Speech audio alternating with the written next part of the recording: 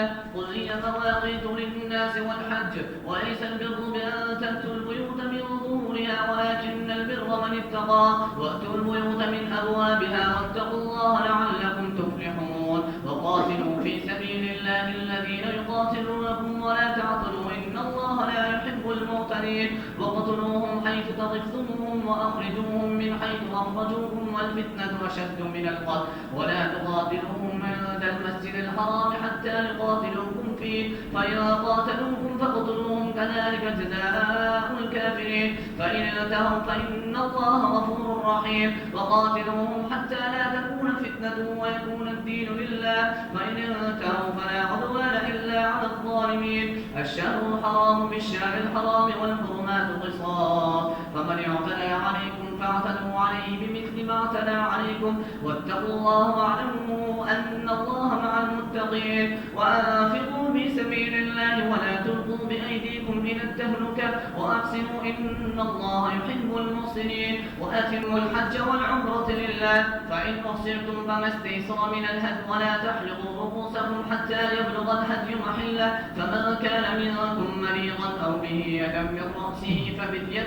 من صيام أو صدقة أو نسك فإذا أمنتم فمن تمتع بالعمرة إلى الحج فما استيسر من الهدي فمن لم يجد فصيام 3 أيام في الحج و7 إذا رجعتم تلك 10 كاملة ذلك لمن لم يكن أهله حاضر المسجد الحرام واتقوا الله واعلموا أن الله شديد العقاب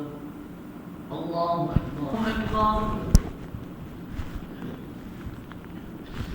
الحمد لله رب العالمين الرحمن الرحيم مالك يوم الدين إياك نعبد وإياك نستعين اهدنا الصراط المستقيم صراط الذين أنعمت عليهم غير المغضوب عليهم ولا الضالين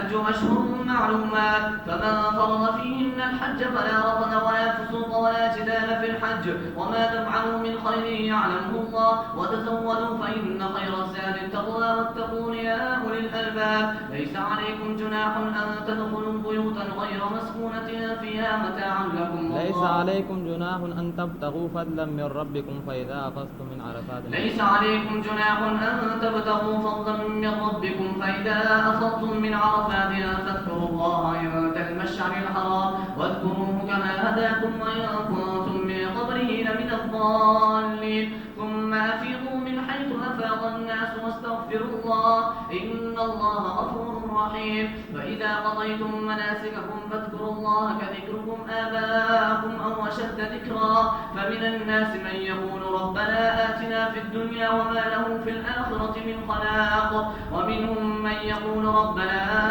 آتنا في الدنيا حسنة وفي الآخرة حسنة وقنا عذاب النار الله أكبر